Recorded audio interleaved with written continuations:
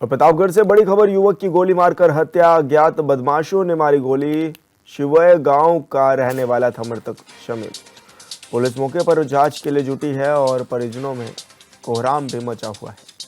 तो बड़ी खबर आपको बता रहे हैं, जहां पर शमीम नाम के व्यक्ति को अज्ञात बदमाशों ने गोली मार दी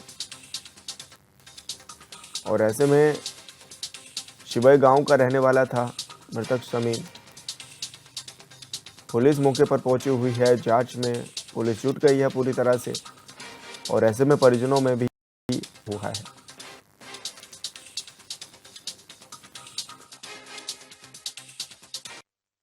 सूचना मिली थी कि मंदाता थाना के ग्राम हैंसी में शमीम नाम के एक 35-36 वर्षीय युवक को गोली मारने की सूचना मिली थी।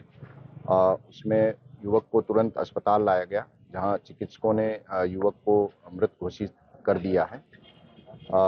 परिजनों से घटना के संबंध में जानकारी की जा रही है। अभी तक जो परिजनों ने जानकारी दी है उसके अनुसार लगभग 20-22 साल पहले कोई हत्या की वारदात कोई हुई थी, जिसमें जो मृतक है उसके ऊपर आरोपियों द्वारा आरोप लगाया गया था, ऐसा परिजनों का कहना है। परिजनों के अनुसार उसी रंजिश में इस घटना को आरोपियों द्वारा अंजाम दिया गया है। परिजनों की सूचना और अन्य जो तथ्य हैं उसके आधार पर जांच की जा रही है। जांच के आधार पर आगे की कार्रवाई की जाएगी। और आगरा से बड़ी खबर, पुलिस और बदमाशों के बीच मुठभेड़। पुलिस ने 3 बदमाशों को किया गिरफ्तार। पुलिस के रोकने पर बदमाशों ने की थी फायरिंग। जवाबी फायरिंग के बाद बदमाश हुए घायल। 3 अवैध तमंचे, जिंदा कारतूस भी किए गए बदमाशों से बरामद। तो बड़ी खबर आपको बता रहे हैं, जहां पर पुलिस के रोकने पर भी नहीं रुके और फायरिंग इस दौरान कर दी बदमाशों ने, जिसके बाद जवाबी फायरिंग में बदमाश घायल हो गए और बदमाशों के पास से 3 अवैध तमंचे भी बरामद किए गए हैं।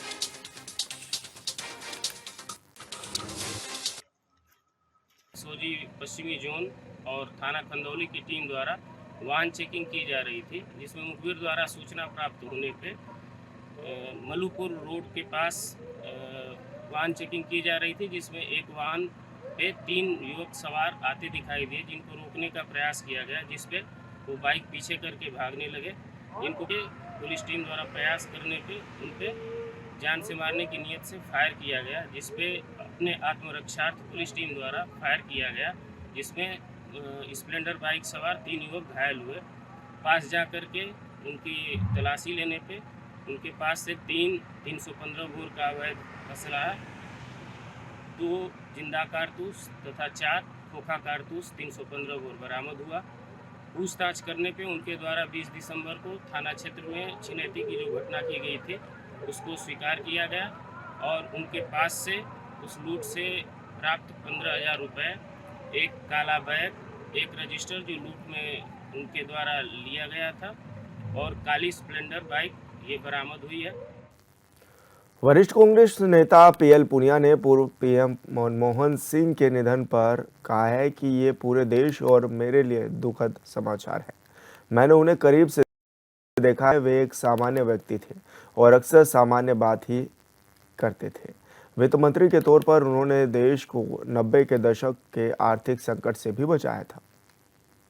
पूरे देश के लिए और व्यक्तिगत रूप से मेरे लिए भी अत्यंत दुखद समाचार है कि डॉक्टर मनमोहन सिंह जी, पूर्व प्रधानमंत्री, वो हम लोगों के बीच में नहीं रहे।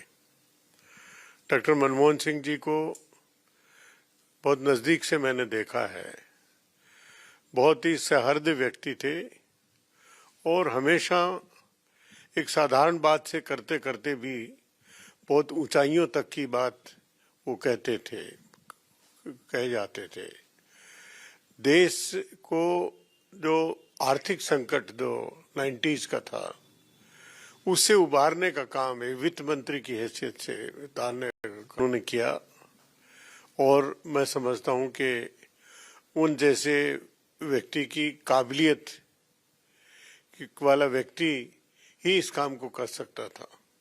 और आर्थिक संकट से उबरने के साथ आगे तक एक महान शक्ति बना देना, आर्थिक दृष्टि से एक देश का सशक्तिकरण करना, ये भी उनकी नीतियों की वजह से ये सब कुछ संभव हो।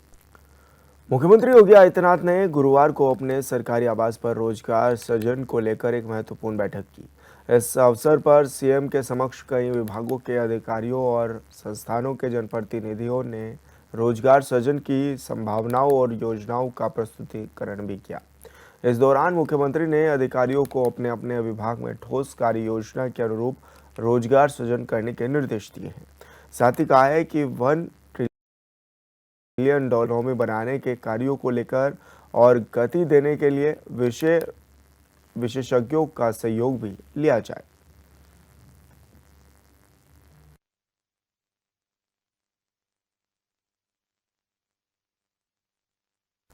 बलिया से समाजवादी पार्टी के सांसद सनातन पांडे ने बीजेपी पर जमकर हमला बोला है। उनका आरोप है कि बीजेपी ने अयोध्या में हजारों लोगों के घरों को उजाड़ा और लोगों को उसका मुआवजा भी नहीं दिया। उन्होंने आगे कटाक्ष करते हुए कहा है कि बीजेपी के नेता दो मुँहा सांप हैं, जगह जगह पर इनकी परिभाषाएं बदलती रहती है।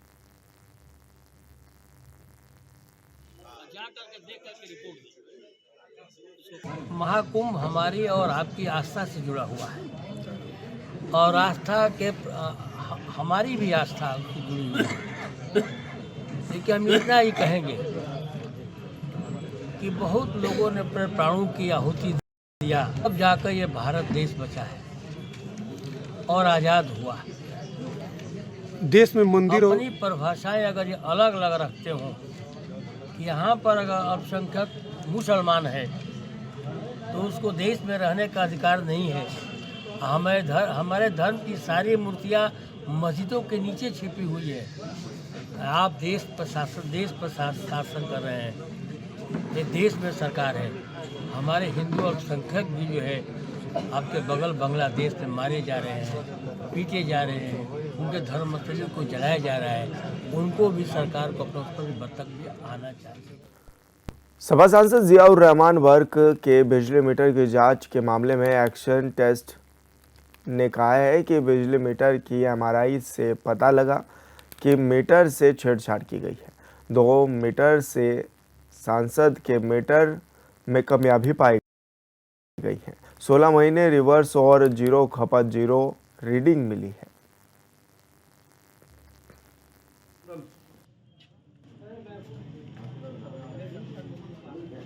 जानकारी पर देखिए 2 मीटर थे, ठीक है। एक माननीय सांसद जी के नाम पे, दूसरा मीटर जो है माननीय सांसद जी के बाबा के नाम पे था, उनके दादा के नाम पे था। माननीय सांसद जी के मीटर टेस्ट किया, सबसे पहले उनका मीटर टेस्ट किया गया। उसमें बाहर से तो सारी चीजें सही थी, सील भी सही थी, मीटर की बॉडी भी सही थी, लेकिन जब उसकी एमआरआई की गई तो उसमें कमियां आई। एमआरआई में 30/5/2024 से 13/12/2024 तक वोल्टेज जीरो आया मीटर में, वो करंट भी जीरो है, कंजम्पशन भी जीरो है। अभी तो कुछ नहीं, ओके है, सीलें भी टम्पर्ड नहीं है, मीटर भी ओके है, बॉडी सील भी ओके है, कोई गड़बड़ नहीं है। अंदर की सील भी ओके है, अंदर की सील भी ओके है। कितने मीटर की जांच होगी? 2 मीटर की जांच हुई है, दोनों मीटर। और संवाददाता सतीश सिंह हमारे साथ फोन लाइन पर जुड़ गए हैं। सतीश, क्या कुछ जानकारी मिल रही है, किस तरह के मामले हैं और अब कार्रवाई की क्या कुछ बात कही जा रही है इस दौरान? सब सांसद हैं रमन वर्क, उनके मीटर की ये और छेड़छाड़ के आरोप लगा था। उनके मीटर उतारने के उतारने के बाद लैब भेजी गई। कल उनके सबसे एक वकील भी गए थे, जाने के बाद मीटर की चेकिंग की गई है तो वो बताया जा रहा है कि ऐसा नहीं बताया कि इनके मीटर में छेड़छाड़ की गई है। दोनों मीटरों से रीडिंग चेक करी गई। 6 माह का जो खाता खोला गया है, रीडिंग उनके पास नहीं आई है। तो वहाँ पर जो है कहीं ना कहीं रीडिंग के बारे में बात की जाए तो उनके 1 करोड़ 91 लाख रुपए का उन पर जुर्माना लगा था। अब लेकिन जब जब हुई है तो कहीं ना कहीं बताया जा रहा है कि छेड़छाड़ हुई है। तो लेकिन उनके वकील का कहना है कि जब मीटर से कोई छेड़छाड़ की गई तो कहीं उसकी जो सील पैक होता है पूरी सील पैक निकली है, कोई भी छेड़छाड़ नहीं की गई है। अब देखना होगा कितने का इन पर जुर्माना लगता है। तो ऐसे में अधिकारी क्या कुछ कार्रवाई की बात कहते हुए नजर आ रहे हैं कि किस तरह की कार्रवाई भी हो सकती है इनके खिलाफ? देखिए, हम आपको बता दें, इस तरह से बात की जाए तो संपन्न में तो उनके खिलाफ कार्रवाई की बात अभी प्रशासन करेगा, क्योंकि जो वीडियो चेक करते हैं, मीटर चेक करते हैं लैब में, उन्होंने बताया है कि 16 माह से बिजली और खपत 0 रिकॉर्ड मिली है इनके यहाँ से। और लेकिन इनके परिवार वालों को कह रहा है कि हमने सीधे प्लान लगा रखा है, हमारे बिजली उससे खपत की जाती है, जो भी इसका बिल जमा होता है हम जमा करते हैं। लेकिन अब अधिकारी का देखना होगा इसमें कितने का इनके ऊपर चार्ज लगाते हैं, क्या क्या इनके घर में जो सामान इलेक्ट्रॉनिक सामान चल रहे हैं उसके हिसाब से उनके चार्ज लगेगा। जी बिल्कुल सतीश, बहुत शुक्रिया आपका तमाम जानकारी साझा करने के लिए। झांसी में कलेक्ट्रेट पहुंचकर किसानों ने जोरदार प्रदर्शन किया है। प्रदर्शनकारी किसानों की मांग है कि मंडी में बने क्रय केंद्रों पर किसानों की मूंगफली नहीं ली जा रही है। टोकन मिलने के बावजूद भी किसानों की मूंगफली की तुलाई नहीं की जाती है। जो रिश्वत में 1500 रुपये देता है उसी की क्रय केंद्रों पर तुलाई की जाती है और बाकी किसानों के सैंपल फेल कर दिए जाते हैं। इससे परेशान होकर किसान ट्रैक्टर लेकर कलेक्ट्रेट पहुंचे हैं और जिलाधिकारी के कार्यालय पर जमकर प्रदर्शन भी किया है। क्योंकि हमें टोकन मिला था 25 तारीख का, ये हमारा टोकन, और 25 तारीख को छुट्टी पड़ गई तो 26 तारीख लग गई। हमने कहा भाई तोलो, तो बोल रहा नहीं तुम्हारा ट्रैक्टर 4 दिन बाद तुलेगा, क्योंकि जो एसडीएम साहब कह रहे थे तब पहले उनका तुलेगा फिर तुम्हारे 4 दिन बाद तुलेगा। हमने कहा भाई हमारा टोकन भी दिया था आपने, और हम 10 दिन से ट्रैक्टर घर पर भर के हुए खड़े के हिसाब से हम 25 तारीख को 24 की शाम को आ गए थे। ठीक है, तो इन्होंने हमें मतलब कह दिया कि अभी नहीं तोलेगी तुम्हारी। क्रय केंद्रों पे खरीदारी हो रही है मूंगफली की। इनका नंबर लगा हुआ था, कल क्रिसमस की छुट्टी थी, वहाँ पे इनको जानकारी नहीं थी। छुट्टी वाले दिन ये गेस्टेड हॉलीडे था, सब बंद था क्रय केंद्र, इसलिए ये आज यहाँ पे आ गए कि साहब कल हमारा क्रय केंद्र बंद था, हमारी खरीद नहीं हुई है। इनको बता दिया गया है, साथ में मजिस्ट्रेट साहब को भेज दिया गया है, अभी तत्काल खरीद करा दी जा रही है। समस्या ये है कि किसानों की मूंगफली पहले तो वे नीचे कड़ों वाली 40 क्विंटल ट्रॉली भरी है और नीचे कड़ों वाली, और फिर सैंपल फैल कर दे कहते अब ये आपकी तुलने लायक नहीं है। और संवाददाता धीरेन्द्र रायकवार हमारे साथ फोन लाइन पर जुड़ गए हैं। धीरेन्द्र, क्या कुछ जानकारी मिल रही है, कितना परेशान हो रहे हैं अब किसान? बिल्कुल, जिस प्रकार ये तस्वीरें निकलकर सामने आ रही है विशाल जी, साफ तौर पर देखा जा सकता है भारत को कृषि प्रधान देश कहा जाता है। और बात कर ली जाए बुंदेलखंड की, तो बुंदेलखंड का तो किसानों के नाम से ही जाना जाता है। लेकिन ये तस्वीरें जिस प्रकार सामने आ रही है वाकई हैरान कर देने वाली है कि किसान बेहद परेशान है। जैसे तैसे करके किसानों ने मूंगफली की फसल तो उगा ली, लेकिन उसे बेचने के लिए किस प्रकार परेशान हो रहे हैं। कभी जिलाधिकारी के कार्यालय तो कहीं मूंगफली के जो कांटे हैं उन पर पहुंच रहे हैं। लेकिन इसके पीछे एक और बड़ी जो सूत्रों के हवाले से जानकारी लगी है, पता चला है कि मूंगफली के जो कांटे हैं वहां पर पहले से ही व्यापारियों की मूंगफली को रख लिया जाता है और किसानों की बताकर बेचा जा रहा है। और कहीं ना कहीं जिस प्रकार रिश्वत की बात सामने आई है, तो रिश्वत लेकर ही किसानों की फसल को तोला जा रहा है। लेकिन वही अधिकारी जांच का हवाला देते नजर आते हैं। जी तो कोई अधिकारी इस दौरान जांच क्यों नहीं कर रहा है? अब मामला डीएम तक पहुंचा है, तो क्या इसमें जांच की भी कोई गुंजाइश दिखाई दे रही है? बिल्कुल, साफ तौर पर जिस प्रकार ये प्रदर्शन हुआ है, इससे पहले भी जिला अधिकारी ने मूंगफली के कांटों पर 1-2 जगह छापेमार कार्रवाई की थी, ये कार्रवाई भी की। लेकिन वही सब पुराने ढर्रे की तरह बात कर ली जाए तब अंधेर नगरी अनबूझ राजा जैसा तस्वीरें सामने आती हैं। इतना कुछ होने के बाद, अधिकारियों की इतनी कड़ी कार्रवाई के बाद भी आखिर ये जो मूंगफली के कांटे हैं वहां पर जिम्मेदार सुधर क्यों नहीं रहे, ये तमाम सवाल खड़े हो रहे हैं। और ये जिस प्रकार किसानों ने प्रदर्शन किया है, साफ देखा जा सकता है कि कहीं ना कहीं किसान बेहद परेशान है। जी बिल्कुल धीरेन्द्र, बहुत शुक्रिया आपका तमाम जानकारी साझा करने के लिए। संभल के प्राचीन धरोहर फिरोजपुर किले का एएसआई की टीम ने सर्वे किया है। इस दौरान जिला अधिकारी राजेंद्र पेंसिया समेत तमाम अधिकारी ये निरीक्षण करने पहुंचे भी थे। सर्वे के दौरान किले के गेट पर अतिक्रमण को लेकर डीएम ने नाराजगी जताई और दीवार को हटवा दिया। जब पुलिस अधीक्षक के बिश्नोई की नज़र पास पर ही कब्जा की गई जगह पर गई तो उन्होंने स्नाते हुए जमीनों को कब्जा मुक्त कराने के आदेश दिए हैं।